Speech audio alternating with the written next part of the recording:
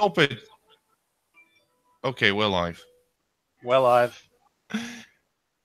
Yeah, I can't roll the intro now because there was some time I needed to launch the soundboard, so Australia, Australia, Australia, yeah, cunt, Australia,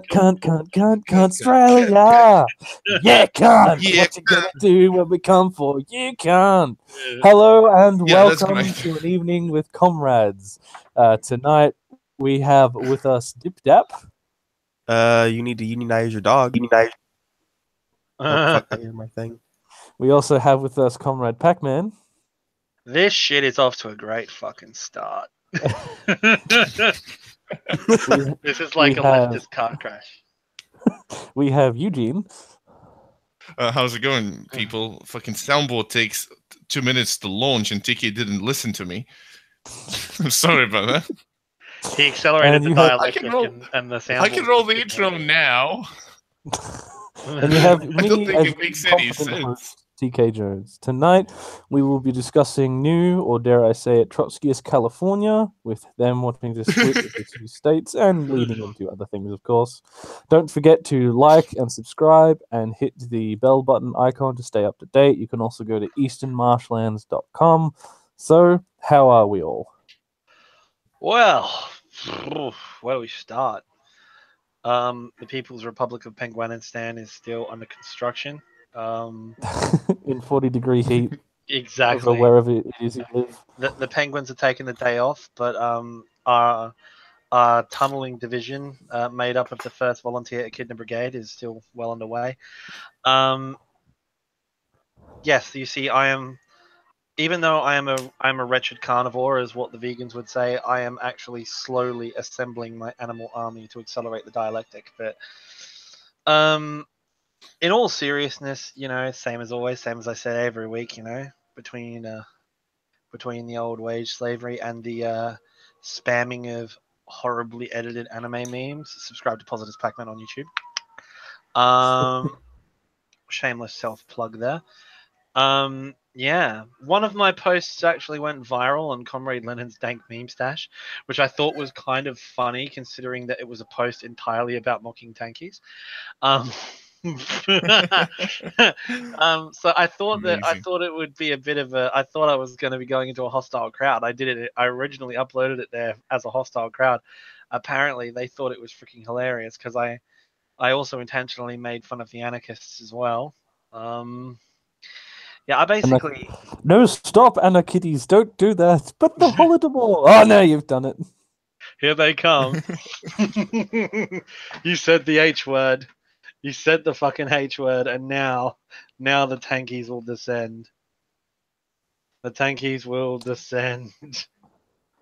So how are you, Dip Dap? This is your first time on the show. How are you liking it so far? Good. It's 4 o'clock in the morning. Good morning, America. After this, I'm gonna go drink a pot of coffee and try and finish the new video that I'm making for Socialism Made Easy. Oh, nice. Yes. How's it going? Because I remember you told me that you had an issue with, like, De Leon's writing is so good that he writes, like, he has a narrative in the book, and so it's really hard to, like, pinpoint an allegory and just to say here's like what he wanted to say, and then he like goes for a fucking chapter doing an allegory. and like, how did you sort this thing out? I've tried to condense it and talk about what he's saying in an allegory and how he's trying to show how something is bad. I guess for an example, I did the one about the railway and say you take people you don't know, people in a country you don't know, speaking a language you don't know, and make money off them. Basically how it works with that one, at least. It sounds like capitalism. Okay, great. By the way, if you want to check out Dip Dab's, like Dip Dab has a YouTube channel. What's it called? Dip Dap the Regrettable. Yeah, the Regrettable. And you can go to easternmarshlands.com and see one of his videos posted there. It's on the blessed The depression book. Yeah, the depression book that we talked about with Spooks and Shit on Bolshevik Bistro one time, and you can see his video on our website and the script if you want to read it. Yeah, hopefully this video will be also posted on our website with the script, if it all works out. So it's great. Oh, that was actually before we start, I have a piece of good news, at least for this channel. The revolution has come. Is this it? Well, sort of, in a lot of ways. I have discovered that at work, I discovered a fellow comrade. Would you believe? Oh, nice. Is it story time? It's story time. Well, it's actually a brief story time. It's basically a sort of a news update for, actually, this is the first that our host TK has actually been made aware. Sooner or later on the show, Eastern Marshlands may or may not be getting a female member of the podcast team. I have a comrade at my workplace who is actually, and I know this is going to cause a lot of rolling of eyes from some of our less progressive comrades, but we actually have a genuine anarcho-feminist. Nice. Interest on wanting to come on the show, and I've been desperately trying to get a female perspective to come on the art stream for a while, because let's be honest, it is a bit of a sausage fest in here. I can hear the cracking of brochureless keys already. Oh my god, fucking a bit. If you look at the stats of our fucking channel, there is a high percentage, like really high chance, and I mean, like, I remember it's like 97% of a chance that the viewer of this show is a young adult male, and half of them are Americans. So, wow, Yanks, like Yanks everywhere, young adult Yanks. Like I'm thankful that young adult Yanks are hanging out with us in Marshlands. I appreciate it. Thank you very much. I love you so much. And they're not hanging out with the fucking nice guys on the internet. Like, thank you, because fucking Americans, get yourself something better to do with your lives and being quote unquote nice to women on Facebook and on the internet in general. But like, we do need a female perspective, and anarcho-feminism is a really dope fucking thing. I know a couple of anarcho-feminists myself in real life, and they're all extremely woke and cool. It was amazing. I sort of had to do the old, because I know that on this show, even though we are generally open-minded, I know that most of us, myself included, Batco and TK, I'm not so much to a certain extent, are not exactly big fans of idpol. But when I was sort of sounding her out for the podcast, she basically said, like, she agrees that, idpol 9 times out of 10 regresses into my team is better than your team because we're more oppressed than you and so forth. And she says she wants to start dispelling that and getting on track with proper anarchism and proper feminism in a Marxist and socialist context. So she's going to be a great person. So she's actually sourcing a new microphone at the moment, but I'm looking forward to getting her on the channel, because I think that it'll be great to finally have a female voice on Eastern Marshlands, especially an Australian one, to sort of get some more. Because come on, the ladies need some representation here. Let's be honest. We got a question from Install Gen 2. Idpol or non-idpol feminist, first wave revolution or question mark? First wave revolution.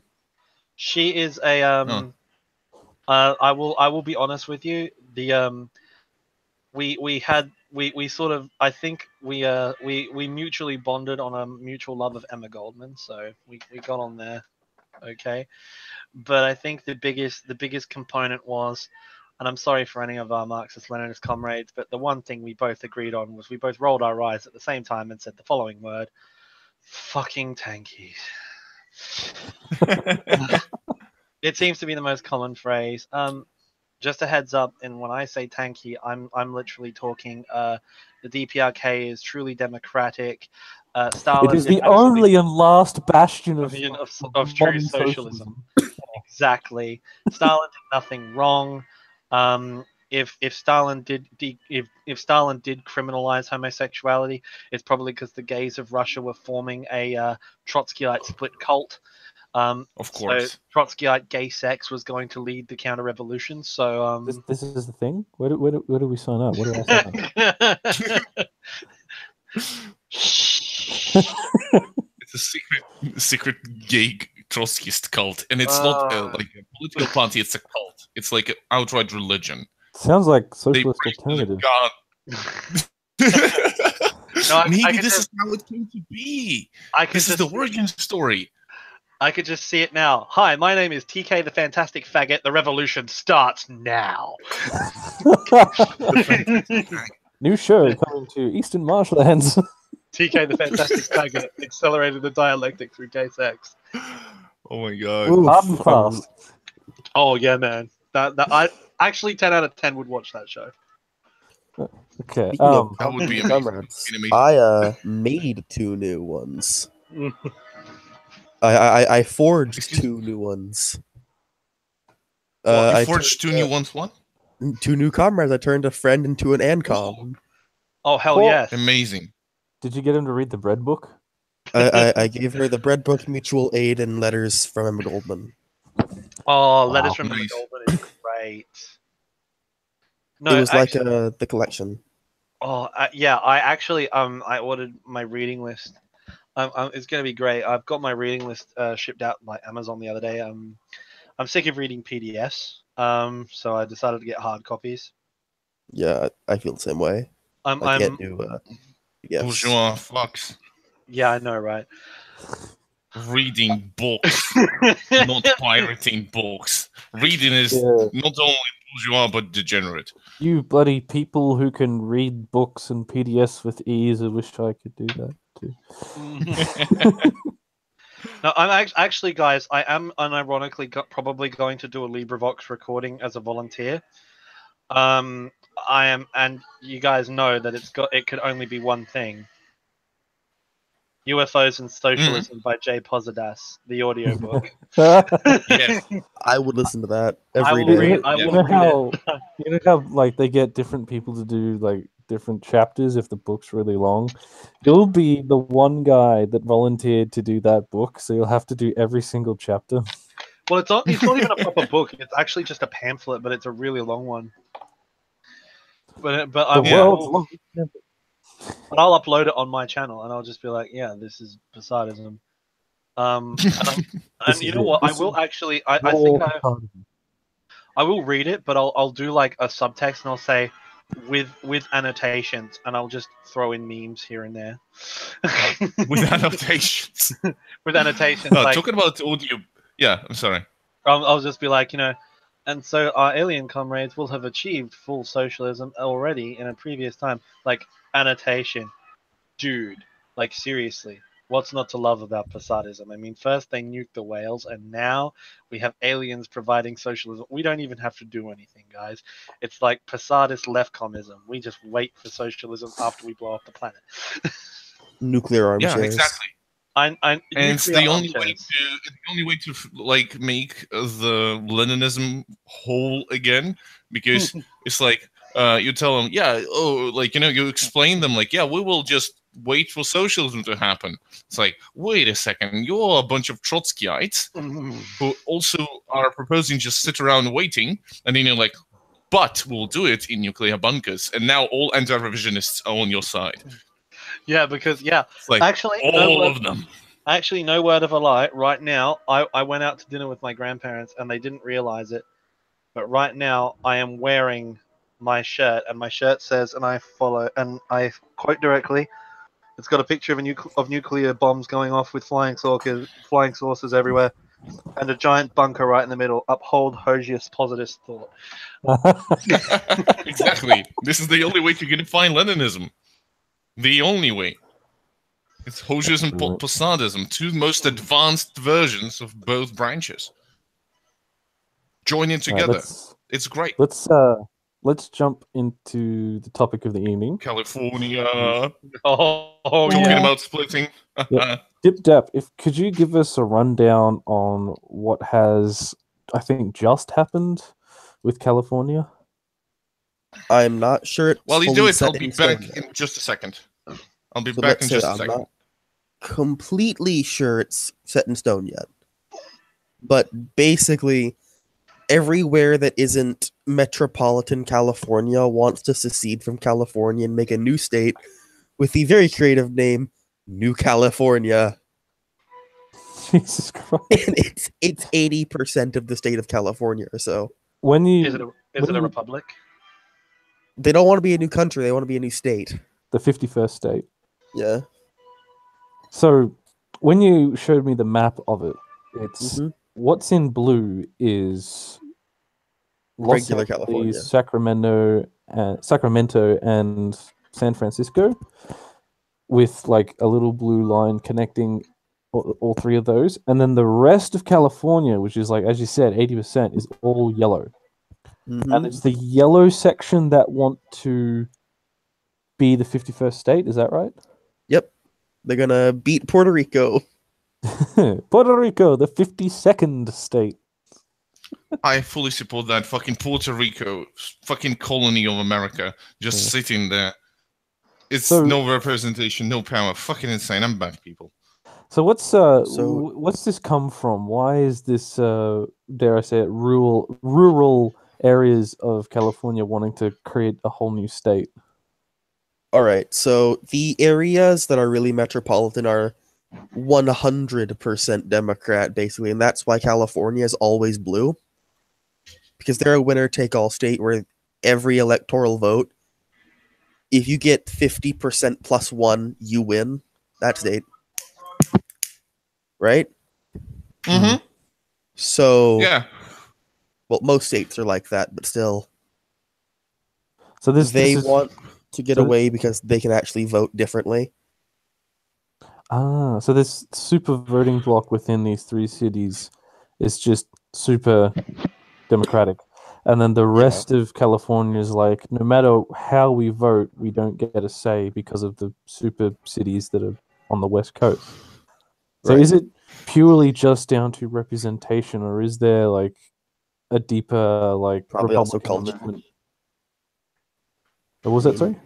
Probably also culture, because you're not gonna see the same culture in, San Francisco and wherever the fuck else. Jim's Farm. Bumfuck nowhere. Yeah, but fuck nowhere. Dude, now whoop whoop. Bumfuck nowhere. My favorite town. Yeah, it's really cool actually. Like if you think about that, I'm not into getting the Republicans more votes, but I'm for people getting more representation as much as possible. And I think it's a great sign of the fact that America is slowly realizing that their system, that was basically created to maintain slavery, is rather, old and not really good, And they're like, okay, let's split, and let's keep splitting until we, and then somebody will, oh, wait a second, we don't need to split, we just need to fix the fucking voting system. Wait a second, we don't need to do that. We don't need to have a parliament in every town. To my knowledge, New California would be one of the largest economic things in the world, like economic groups in the world.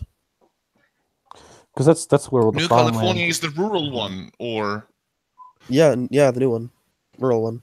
Oh, really? I know that Interesting. Texas is one of the largest, and they're pretty rural. So New California would also be pretty large. So what would this? It's really cool. We have It's Still Gen 2 saying that splitting causes civil war. Exactly. That's the point. So this kind of vote. Don't tell anyone. This kind of vote sounds like it's just an expression of interest vote, kind of like the plebiscite in Australia. But here's the thing, though.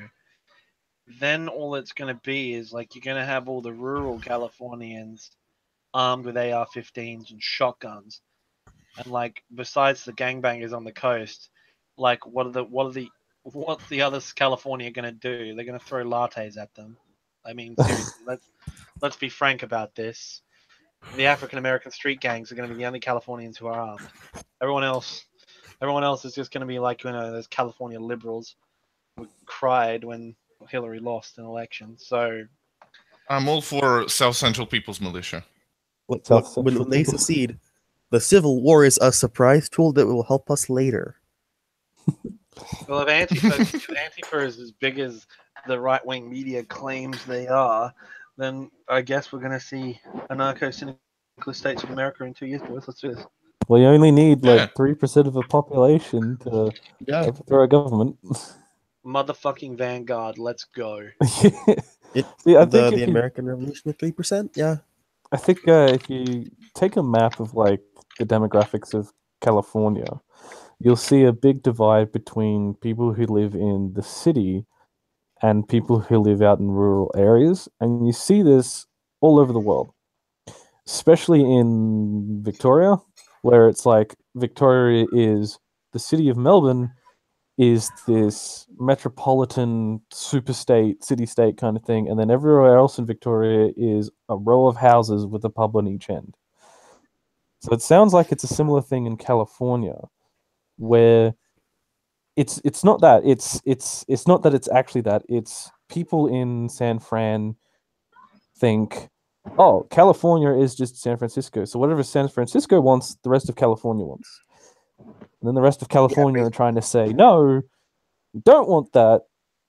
And it's gotten so bad, we actually want to split. My question is like, how far are New Californians willing to go to get better representation? Are they going to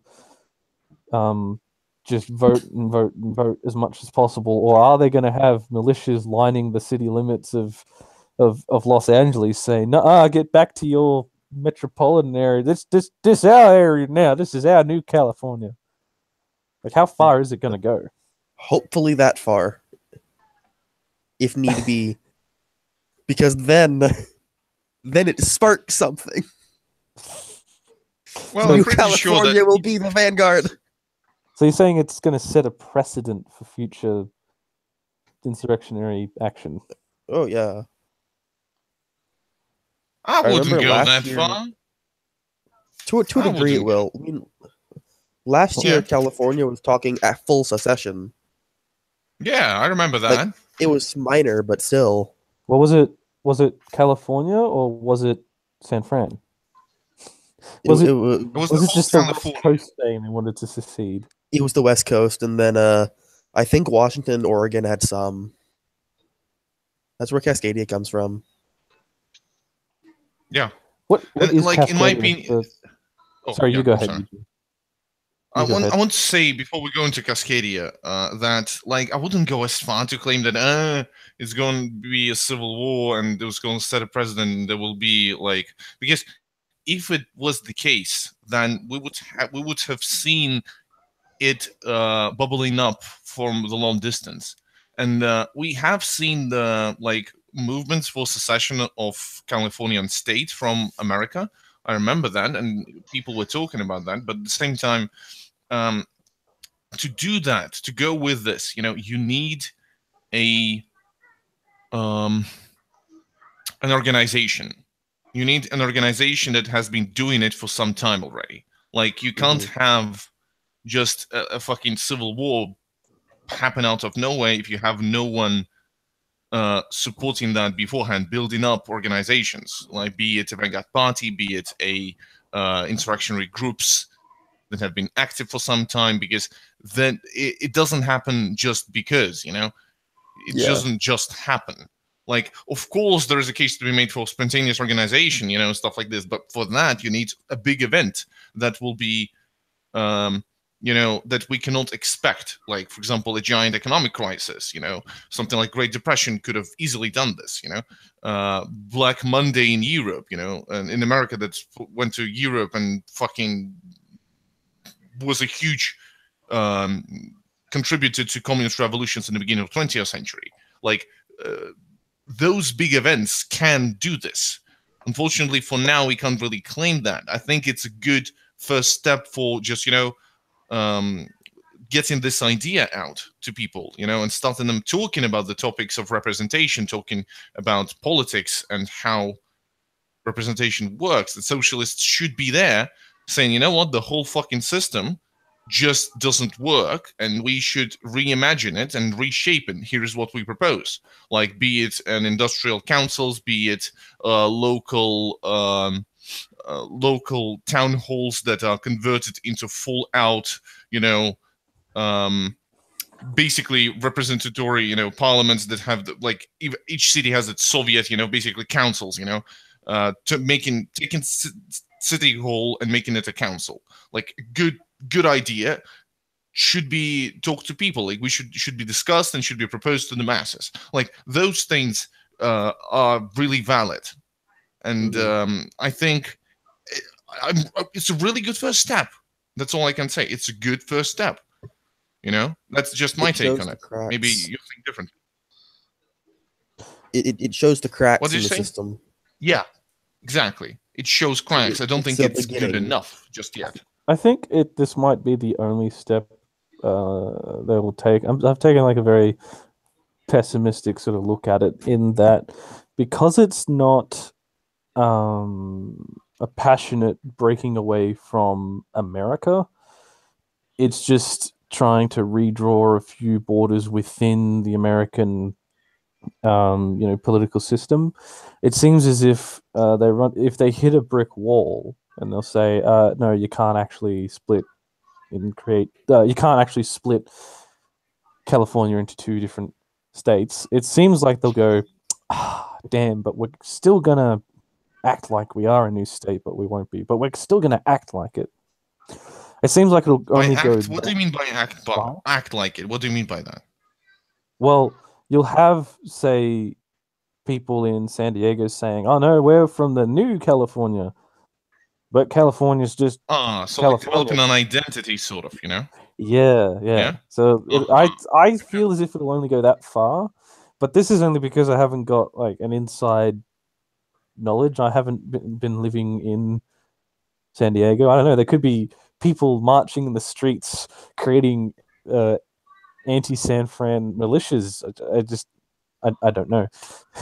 This is based on the news that I've gotten about it, but it's basically just because it's not saying we want to separate from California and join Cascadia, because it's just let's just redraw the border. It seems a little not as revolutionary as it sounds, if that makes sense. Yeah. Sure. Well, how is this gonna happen though? Is there like a second vote that's going to take place? Is there like is the governor of California going to hold a constitutional referendum or something? And if it goes ahead, what's the infrastructure going to be like? It's even legal though. Isn't even legal, because I know that secession from America is illegal. You can't leave the union, but can you bullet the state though and be a part of the union still? I mean, they wrote a Declaration of Independence from California. They declared independence. Oh, so they have a Declaration of Independence. All right. Yes. What kind of movement? And so technically they are not. Excuse me?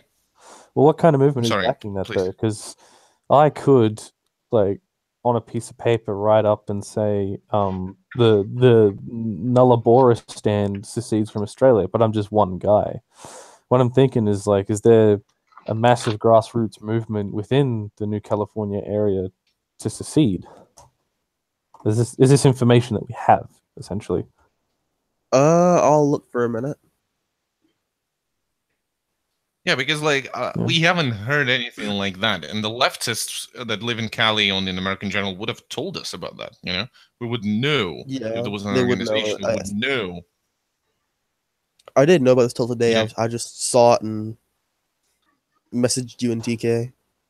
Yeah, like it doesn't even seem like a left-right kind of thing. It just seems like a demographic thing, because it's not as if it's, because I mistook it for rural conservative farmers saying we've had enough of these progressive SJWs in San Fran getting 50% +1 and winning the whole state. We want to say That's what I thought it was, but apparently it's not just that, or is it more than that? I think it's a more both sides, I guess. Yeah. Quote, the current state of California has become governed by a tyranny. So this is sort of the language we're using here. Tyranny. Interesting. That sounds That sounds like a conservative term to me. Wait, they published it online. Okay, Ooh, interesting. Can you chuck it, I'll in put the that in chat? chat. Yeah. Nice. Oh, Nelly. Oh fuck! I can't post a link. Oh, TK, can you make Dibdab a moderator so he can? You can right click on him in the chat because I have it on. I have a channel on my phone. I can't really do that. So if you right click on him or like make a moderator, there should be like a thing there. How do I do that? No, I can't do it. Dot click to the message and you can do it. Or message it to TK and TK will post it. Yeah, I'll just on post it. Discord. Yeah. Right. So, yeah. So shifting slightly into Trump-ery, because it's fucking Trump. He's a laugh a minute and a PR disaster every day. What do you think his response or the general response to this California split is going to be?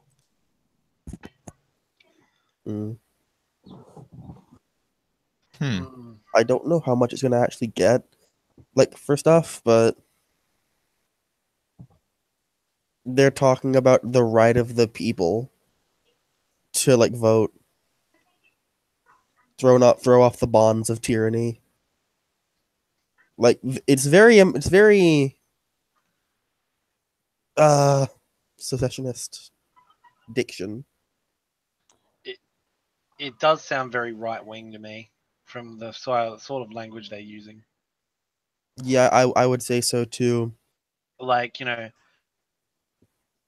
we leftists would say fascist, dictatorship, that sort of thing. Tyranny is a very right wing word. Like the tyranny of the state. I mean, I know that sounds really sort of how do you say it? Assumptive or presumptive, but I don't hear tyranny being used to describe people like Hitler or people like Trump. We would use fascist, or we would use dictator, not tyranny. Tyranny, when I think tyranny, it makes me think of Republican Rome. It makes me think of right-wing bourgeois revolutions rather than... It makes me think of the right-leaning libertarians who are constantly railing against the government and saying we are under a tyrannical government. It's been overrun by tyrannous people, not tyrannous dictators, but tyrannous people. So but at the same time, if you look at, they may as well been referencing the American Constitution, where it says that the people have a right to overrule the rule of the state to prevent it to become tyrannical. This is a thing from American Constitution that allows people to basically rule over themselves if something goes south, and they may as well they may be making an argument that this is the case. We believe that we are under occupation by a tyrannical government, just like our forefathers said, and like selectively using this part of this part of American history to and this part of Constitution to basically say, hey, we're completely legitimate. Yeah, but that's kind of action or that these right-wing libertarians tend to reference. Yeah, that's the sure, kind of, whatever. That's the kind of language that they always use. We know that they're not leftists. So, yeah. See, I think this is sort of opportunistic seems like the wrong kind of word, but it's happening at a time where the federal government seems weak.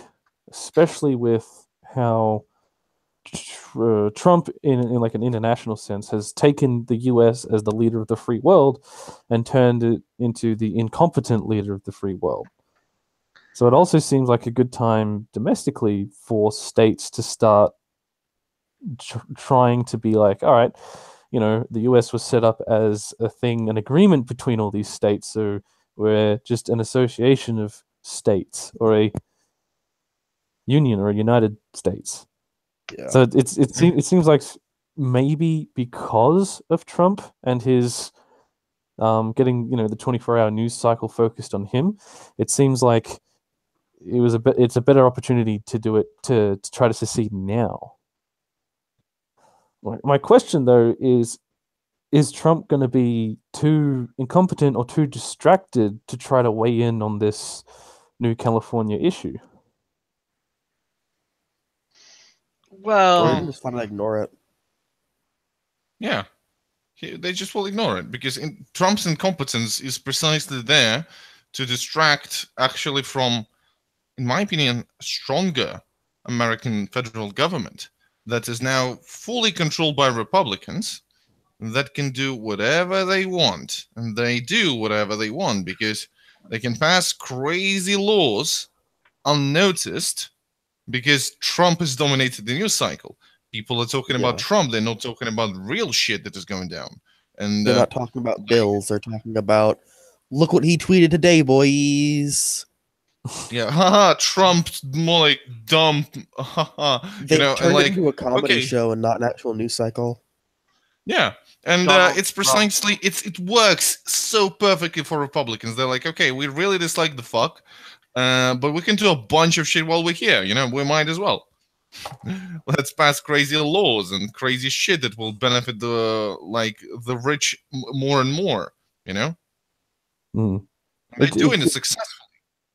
Yeah, it seems like Trump is like drip feeding controversies to the news outlets in America, while the Republicans are like rubbing their hands together, going, "Oh, this is perfect. This is the best distraction," especially with Trump's recent shithole countries comment. Oh. Tell me about that. I missed this completely. So, does anyone have better knowledge than I do? Because I've just gotten like secondhand knowledge of it constantly. Basically, what happened was he was like, caught offhandedly saying that, like Africa, Iran, other shithole countries like that. That sort of thing. He was basically third world countries, and he was basically, just blanket labeling them shitholes, to use that word. And people are jumping on him, and quite rightly so in a lot of ways. Just thinking, like, third world countries. God, Jason Unruh's girlfriend must be spinning in her grave. Exactly. Oh, TK's getting spicy. Well, I don't think she's going to be doing much of anything anymore. But in all seriousness, not that she did much to begin with. She probably just laid there, to be honest. Let's be quite frank there. Oh, Jesus. Yeah. I mean, it was in the 90s. It is just Jason the 90s. I'm pretty sure she's.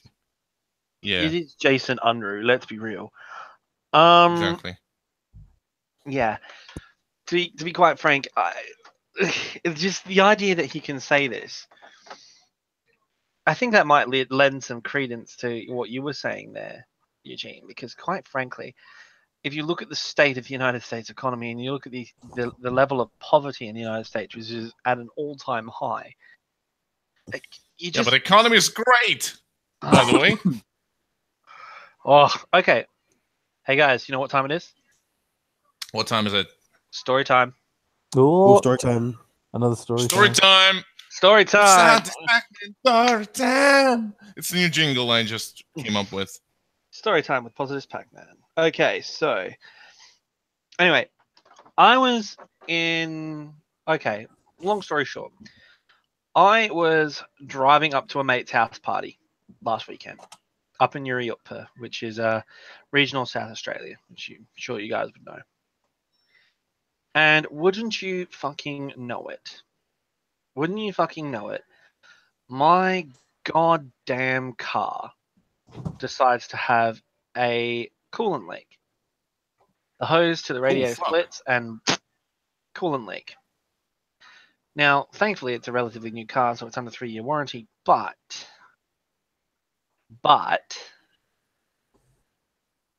here is the thing: I'm on the side of the road waiting for the RAA to come and get me. They do their thing, right? They fix me all up. They load the car on the truck, ship it back to my house. Fine, okay, cool. Here's the big problem. I now have a choice. Do I go on ahead up to the hills to my mate's party, or do I go back home and skip it? I think you know what decision I'm going to take here, because after all, radicalizing your friends is your number one duty. So with my bottle of Russian Standard in my bag, and I wish I had a copy of State and Revolution by Lenin, but I couldn't pack it at the time. I decided to call an Uber and get him to take me up there. Now, to put this in perspective, this was a 40-minute Uber ride. Jesus Oh, Christ. I know, right? 40 minutes. Wasn't cheap. Yeah, not good. But it was a drive through the hills at sunset, so I was like, okay, I hope I get a really cool Uber driver. Sure enough, this guy pulls up, this old Ethiopian cab driver. And he's Nice. like, hey, Okay. man, what happened? I'm like, oh, yo, like my car blew up. Yeah, look, they're taking it back. I'm going to get it fixed. It's under warranty and everything's all good. So I just need you to give me a lift to this party, all right? And he's like, yeah, dude, hop in. Come on out. And we're going for a drive. And I talk to this guy. And this is like an Ethiopian, right? So when you think of Ethiopia, what do you think of? You think of starvation. You think of Africa. You think of all the things that you would normally associate with what the Western media portrays Africa. That's what you think. I have different associations. I think of lions and gold everywhere. I know. I think of Haile Selassie, quite frankly, and I also think of old mate Benito and how this modern power with tanks and gas and fucking aeroplanes and God knows what else gets thrown out by this fucking peasant army. That's how Hearts of they are Iron 4 amazing. happened? Yeah, exactly. Freaking Benito Mussolini is like, yo, I'm going to take over and be an empire. And the Ethiopians were like, nope. I'm surprised they didn't call the Nazis for help with that one too, to be honest. Let's be real. But I'm driving up there to the hills with this Ethiopian cab driver, and I thought, I'm wearing my communism it's a party t-shirt. Like, I am very obvious where I sit. Mm-hmm. So I'm just like asking questions like about Ethiopia. I was, trying to find out and get the suss on what's going on over there. And he's telling stories about the revolution and how a Russian-backed government in previous times, which he wasn't a big fan of, but let's face it, the Soviets, just like the Americans at the time, sometimes didn't have a problem with propping up a questionable government for their own ends. But so he's talking about the revolutionaries who were, of course, sponsored by the US, who took over, and everything was great. And then he proceeds to tell me about how these American-backed militias did nothing but make themselves and their own ethnic caste rich and use the guns from the Americans to oppress everybody else. Fucking hell. Imagine my shock to discover that American-funded militias who seize power actually oppress their people. My Paul Joseph Watson impression isn't that great, I'll be honest. But yeah, I'm sitting there and I'm asking about his family, what happened, how he got to Australia, how he became a cab driver, and I'm learning all this information. And he actually said it himself. His family moved from Ethiopia to America. He moved to Australia. They were refugees. They had to pick where they went. Now, his family in America say, oh, America, it's the best country in the world. It's great. It's fucking great. Then this guy comes from Australia and goes to visit the United States. And he turned around to me. He says, honestly, I felt safer walking the streets back home in Ethiopia when I went back to visit than I do walking through some neighborhoods of New York. Jesus. He felt safer in a country with 30% poverty and a military junta in charge, he felt safer and more secure walking the streets, and he felt like he would get better healthcare, better treatment, and all that shit. He felt better in Ethiopia than he did on the streets of New York. Like, think about that. This is a guy who was a refugee from a civil war, who works 50 to 60 hours a week as a cab driver in capitalism, who basically joined me in a joint rant against the fascist government that runs his country, and he felt safer and felt better about that country than he did about the current state of the US. Ridiculous. Think about that for a second. Just let that sink in. This is this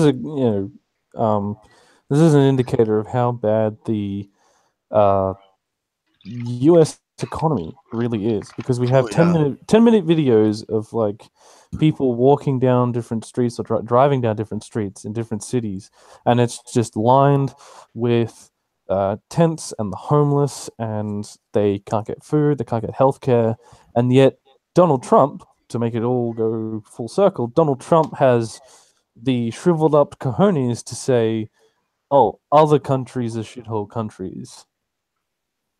Like, this is what I'm saying, though. But what was even more disturbing to me is that these Ethiopian refugees who went to the US, his family, kept harping on about how great America is. Even they, like, the propaganda machine about the US is just so strong. It's incredible. These people honestly believed everything that they said about the US. When my Uber driver went back to the US, and he says, like, he looked around and he said, he was driving through the West Coast. He came through the West Coast, as you have to from Australia. And he said he was driving down, the streets in LA and stuff. There are people on the side of the road with, like, knick-knack shops. Like, they're selling a pair of socks alongside a fake gold watch. You know what I mean? Like, they're just selling anything to try and survive. Yeah. This is the sort of shit you see in bazaars in Morocco. You know what I mean? This is not the gleaming utopia that America is portrayed to be. It is a filthy, disgusting, impoverished country with the average person is just struggling to make it sometimes. And, they all hold this core belief that we are free. For what? Yeah. For what? do you think Trump has added to this economic turmoil, especially with the Republican tax bill? And if so, is it even going to be possible to reverse the damage he's done without a massive revolution? No, I think No. we passed the singularity. I know that I have always been, like, I suppose on a lot of pages and a lot of left book arguments, I've always sided on, platformism, reformism to a certain extent, Luxemburgism of, reform with a revolutionary vanguard to reinforce those reforms, that sort of thing. I've always proposed that we should try and push, at least for class consciousness, from the existing Labour parties in Australia and the UK. But in the US's case, We're fucked. I honestly don't think anything short of the singularity of capitalism will ever upheave it. I know you've probably got a better view, seeing as you are an American dipped out, but it's got to be obvious to you as well that literally the only way this is going to end is that the poor will outnumber the rich so greatly that something will have to change. All right. So you said free for what, right? I want to add free to do what to that, because most Americans, I can tell you, don't know what they're free, in parentheses, to do, because they just don't know. It's like those, actually, you know what? To use a really tortured gaming metaphor, it's like those, faux choice RPGs. When an RPG sort of says, Yeah. you have unlimited choice, but really there's only one economical and sustainable way to play the game, and everything else is either not as effective or just doesn't work at all. In America, it's the same.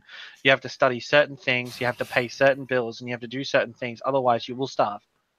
You have free speech unless you disagree with us. Unless you actually have an opinion, cite Eugene Debs, cite something like the Anti-Communist Act of the 1950s, anything like that. But we let Nazis walk through Jewish neighborhoods waving flags around because that's constitutionally legal, but we can't speak. No, that's the thing. In Australia, I feel relatively safe coming out as a socialist. Not totally, but I'm pretty open with my left-wing beliefs. I actually spoke to someone the other day who's on the hard right, and we actually had a constructive discussion on power dynamics in modern Australian politics. I was doing this with a right-wing person. In the US, if you are even openly recognized as a communist, jobs won't hire you. People won't associate with you. The police will actively target you. It's gotten to a point where if you say like, I kind of like what Bernie Sanders says, people will suddenly like disassociate with you completely. Yeah. Well, because it's like Bernie Sanders. What are you, a Stalinist? Especially where I live, I'm not gonna dox myself. So let's say somewhere between Chattanooga, Birmingham, and Georgia, somewhere in Georgia. But those areas aren't gonna do anything. And talking about American like safe infrastructure, I don't feel safe in those places. Fucking, like where I live, my suburbia, not really safe. If I go to urban places, say Birmingham, Georgia, Chattanooga, whatever, no, I don't feel safe there. Crime is just so high because poverty is so high as well. Yeah. Especially amongst the African American community, like it's just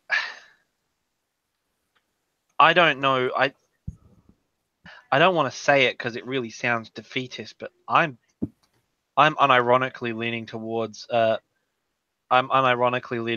Posadist nihilism regarding the US. I just say, comrades, go like Hosier and dig yourself one of those doomsday bunkers, and I'm going to set off every nuke in the world on the US. I'm just going to wipe the slate clean. Loose. The US is a lost cause. Gentoo has hit the right chord with me. De Leonism. Unionize your dog. Yes. Unionize that pop over there. I think so. Okay, so that is the only like political thing I think would ever work in America, even though we're fucking impossibilist. It's only as a platform thing, and that's it. Revolution is the only way forward in the US, and because socialism has such a stigma against it, it has to be some sort of new wave of leftism. It has to be something else. The capitalist is organized on the economic and political stance, therefore we must fight them on both. Yeah. It's like, really, you know what's the issue with America? You know how we can basically, if you just boil it all down to one thing, it's American capitalist class is extremely class conscious. That's it. America is not a lost cause. America is just a very successful capitalist state from the standpoint of class consciousness and class warfare. Turn the rich kids. Yeah, like American fucking capitalists know that they're capitalists. They are aware of their position in the hierarchy. You know, of course there are degrees to that, but if we look at the class itself and what the fuck is going on with America, they are extremely class conscious. And it is a very bad thing for us because we aim to mobilize the working class on the class interests and to oppose the, like, traditionally we would thought, oh fuck, what if capitalists realize that they are the ruling class to the fullest extent? We're going to have a bad time. This is what fascism is ultimately. Like, it is them saying, okay, fuck it, let's take over. Yeah, fuck it. And they took over. And then we have fucking fascism. Because they realize that to save their position in the hierarchy, they have to go that far to merge it with the state. To merge the capitalist systems with the state itself. Make it one. Just to retain the power. We gotta radicalize the rich kids' children. We gotta find the rich kids and convert them. No, No. it's not the way forward. It's impossible. What you It's a do beginning. saying, I think, I don't want to put words in your mouth, is like the rich kids know that there is a class system, that the poor break their backs so that the rich kid can eat, caviar. But this rich kid he's already class conscious, but he's not saying, I hope one day I can join my red brethren and tear down the oligarchy. No, he's thinking, holy shit, the poor have so much power. This is amazing. Yeah, I am the oligarchy. They're going to tear me down. I better be prepared to fuck the poor so hard that they can't rise up against me. Yeah, and cat kids. This is the lobbyism. This what is happens. everything like that. This is why it is. This is why lobbyism exists. This is why it's like common thing. Just so you just pay your representative, and then he votes for shit. It's like, yeah, sure it is, because this is the way to represent the masses. Like, doesn't make sense. Then This is what why about they say, the poor people? Vote with your life savings. You know what? All these things that, like, the Europe, for example, does with their democracy, it's the mob rule. We have a proper democracy, It's like we have checks and balances, whatever that means. We pledge allegiance to the flag, whatever that means. We should do all of that things. It's like, for an outside observer, it doesn't fucking make sense. Like, why the fuck are you doing that? But then you're like, oh, wait a second. Yeah. It's like, it's all benefiting the fucking ruling class. Oh, this whole fucking pledge allegiance to the flag, that's literal brainwashing. Yeah, I can see that. Gentu's right. Oh no, like, I think I've What is Gentu saying? Fucking the bigger the wallet, the bigger the representation. Yeah.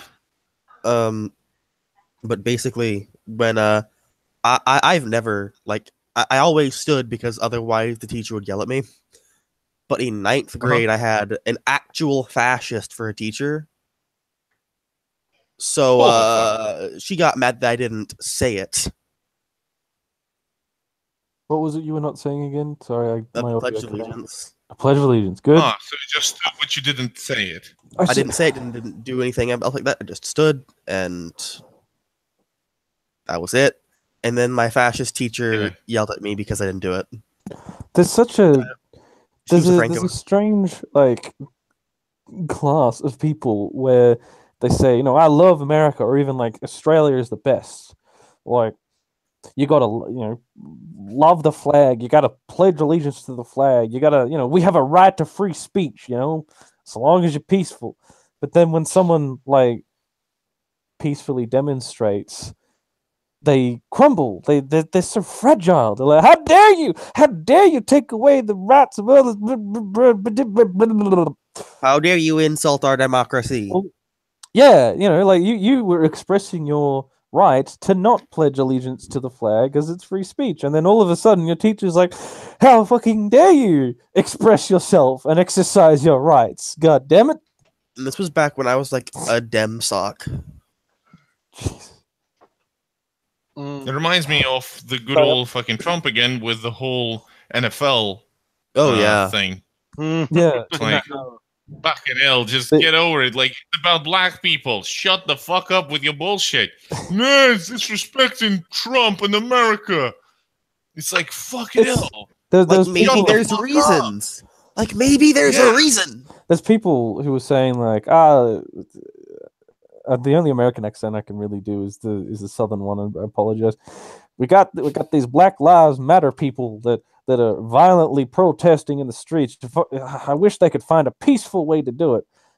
And then there was a couple of players who kneeled during the national anthem, and then all of a sudden, how dare they peacefully protest against the anthem? How dare they do that? If only they could find another way to Oh.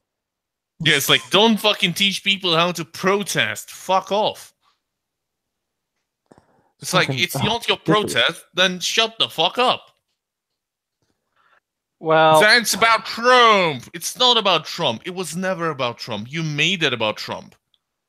You forced it to be that narrative. Because you wanted it to be that narrative. You want to be the victim. It's easier. It's fucking easier. It's a battleground they know they can win, so they drag it to that battleground.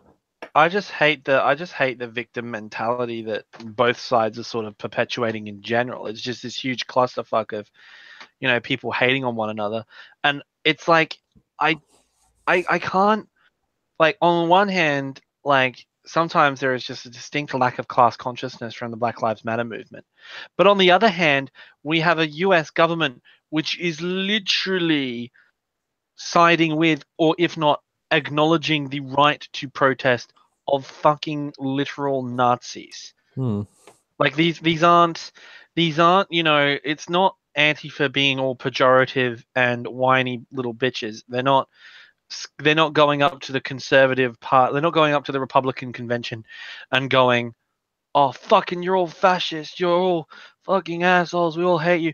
No, we have got a torchlight procession of white supremacists, like, marching through a city, and it's not even like one or two. Charlottesville was thousands of white supremacists in a torchlight procession, attacking African Americans in the street, chanting, killing people. Yes, killing people, and the best anyone can do. Like, honestly, I think that really the whole thing is John Brown's militia and the Huey Newton Gun Club are like the people we need right now. Yeah. And Redneck Revolt, like, look, fuck Black Lives Matter, fuck a lot of them. Like, what we need proper, organized, armed resistance. We need people out there, because, quite frankly, if the Nazis are going to be doing this shit, then, Black Lives Matter and this whole narrative of peaceful protest, this whole thing, it's just not going to work anymore. It just really isn't. This is what I was saying last year, I think, right around when Charlottesville happened. I think I wrote an article about it too. There comes a point where they're no longer protesting; they are no longer demonstrating. It's the Civil War. The Civil War is here in America. Because if you imagine all the torchlight Nazis and the armed militias that were there who went to Charlottesville, imagine if they didn't leave. If they marched in with their tiki torches, planted them in the ground, and said, "All right, everybody in America who wants to make America great again, in the fascist way, get to Charlottesville, because this is where we begin again." Bam! There it is. There's the kind of civil war that makes people go, "All right, holy shit, it's kicking off." But because they don't stay in the town, people think and keep saying, "Oh, when's the Civil War going to happen? When's it going to kick off?" It's happening now. They're just changing how they fight the Civil War. You can't fight the government outright. You can't, no. But I think it's gone beyond that now. I think it's just actually just gone beyond this. I think that what's starting to happen now, what really needs to happen, is the Huey Newton Gun Club and Redneck Revolt and the John Brown Militia, all three of which are all left-wing organizations, especially the descendants of the Black Panthers. They're all left-wing organizations. Black Lives Matter is this loose liberal coalition which operates on, like, one sole principle, that there is this grand conspiracy of the white man to keep the black man down, which is, in America's case, is absolutely 100% correct. Mm-hmm. It's not a conspiracy. No. It's not really. The reality. You say it's a conspiracy. It's not a conspiracy. It's not when even it's true. reality. It's just institutional racism that is objective. Yeah, but what I'm saying is, what I'm sort of going for here is the fact that when you trace it, it comes down to the simple fact that it is the same situation. It's not even anything that, it's just the society itself was based along racial lines at the time. The simple fact of the matter is, it's still the same class issue it's always been. Former slaves have been allowed by the bourgeoisie to have what they perceive to be freedom, where in reality they're keeping them second-class citizens for a reason. They're keeping them down for the sole purpose of exploiting that division and to just, you know, have a lower socioeconomic bracket. Like African Americans find it harder to get a job. They find it harder to get housing. Their systems get less funding. And you know, you've got fucking conservatives who are supposedly all about freedom sitting there pretending it doesn't exist. This is a race issue. It's a class issue. I mean, I know people were going to call me a filthy liberal for saying this. It's an intersectional issue. This shit is real. It's there, and this liberal Black Lives Matter shit isn't going to work anymore. We need to be out there. We need to be with these groups and stand in solidarity, and we need to be making a fucking stand here, because this is just the thin end of the wedge. It's only going to get worse. You know, make ourselves heard. Know that we exist. Yeah, like we need to